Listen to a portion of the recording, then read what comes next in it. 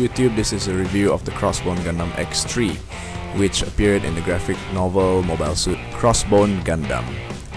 Now, this premium Bandai kit was released just this year, 2017, and is properly priced at 2,000 yen. And if you haven't noticed, this X3 is obviously based off the Crossbone X1. It does have some significant differences which seem adequate enough to give it that premium Bandai status. If you look at the forehead, the skull insignia and the V-fin have been changed, whereas the skull emblem received a resize and is now positioned on the chest armor instead. Aside from that, the forearm beam shield emitter that was present on both X1 and X2 have been replaced with a compact but powerful eye field generator as a defensive measure. This removes the beam shield but allows the X3 to use an eye field instead. Now, moving on to the manual. There's nothing much to be said other than it's a regular manual.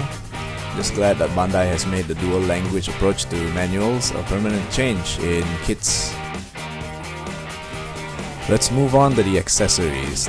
First up being the Muramasa blaster, which is a powerful beam blaster and a gigantic sword at the same time. Now, the blaster was very prominent in the battle against the Divinidad, where the X3 used the blaster to slice and disabled all 16 of its nuclear warheads.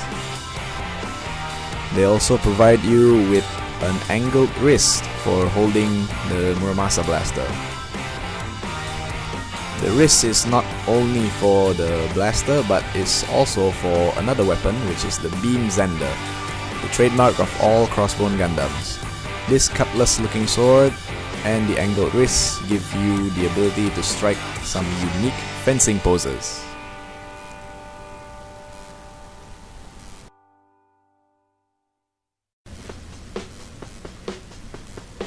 Next up being the scissor anchors, which, as their name suggests, anchor onto things. Now, you'll have to remove the original skirt armor to attach these with their own connector and wires. They also provide a pair of wired bits with this kit, which I don't know what they are actually. Now, the heat daggers, which have been present throughout the XM series of mobile suits. You get the usual handheld ones and a pair of those that stick out through the feet for some sharp leg action.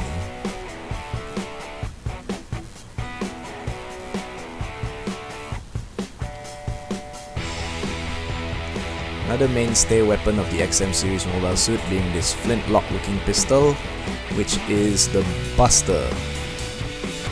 Now, when you pair the Buster with the Zander, you will get the Bazander, or as Tomino prefers, the Zan Buster, which is a more powerful rifle instead of the single Buster.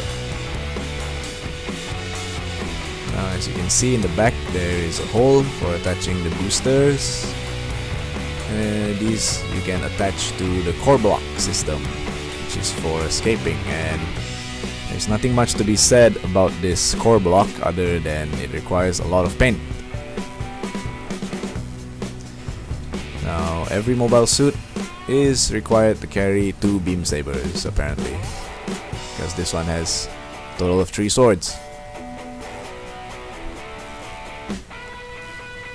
Now, let's get into the articulation with the head going up and down about that much, and a perfect 360-degree turn with nothing hindering it, no collar, no backpack. The shoulders will rotate all around. The joints are pretty stiff. They will go forward that much and go up about that far. Below the shoulder connector, the arm is able to rotate, if not hindered by the shoulder armor. And the double jointed elbow being much appreciated in a kit like this. The eye field generator as a gimmick. and the wrists move as you would expect them to. Let's move on to the body. It's a double jointed body, which is pretty good, and that piece just fell off.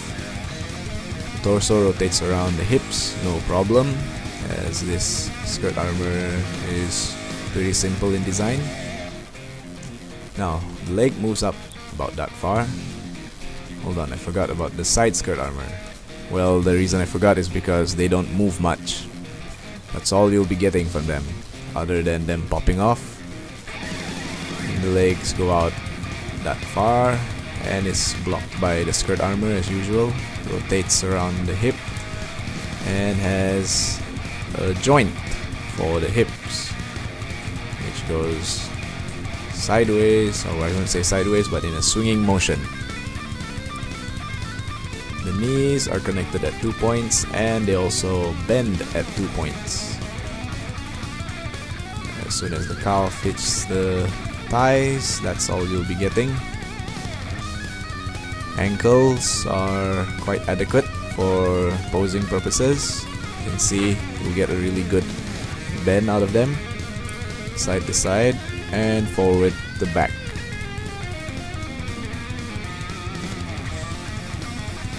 The ankle guards are on a ball joint connected to the feet themselves, as you can see here. A little movement from them, and the legs fell off. Now the thrusters, connected to the hole that I just showed you earlier, rotates obviously, with each individual thruster or Hguc unit, I guess, connected on the ball joint, and rotates the way ball joints would, if a ball joint could. And the thrusters, I don't think they're supposed to be able to move because they're just connected like this, but they move anyway, which is pretty good. Now the articulation sure allows for some great posing capabilities, and I am really glad they included the numbers of hands that they did, especially the open palm one, which is for the eye field deployment gimmick, and the angled wrists for the sabers and whatnot. This kit does require a good helping of paint, especially for the yellow and red parts. The Muramasa blaster looks rather pale, and a paint job will definitely give it more life. Overall, this kit lacks color, as you would expect from such a small kit, so get painting if you want the X3 to look like what it is supposed to.